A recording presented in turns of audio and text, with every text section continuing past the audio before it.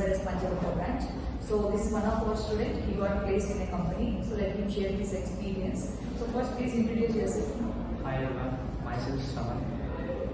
I have completed my graduation in Obviously College of Engineering with a percentage of 66%, and I joined JSpiders Punjagutta in August month, and I completed core Java, along with advanced Java, and HTML, CSS, JavaScript, and AHS among me. And I worked in a company.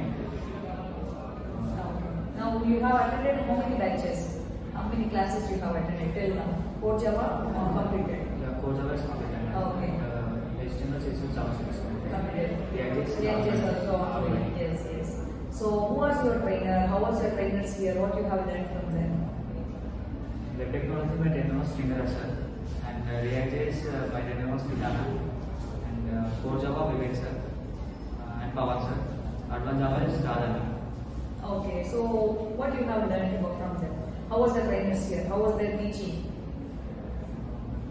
They were good. They were like mentors. They will push us. If we have skills with us, they will automatically push us to the requirements. Just we need to prove ourselves to them. Very good. So you have attended training classes, presentations, and all. Yes.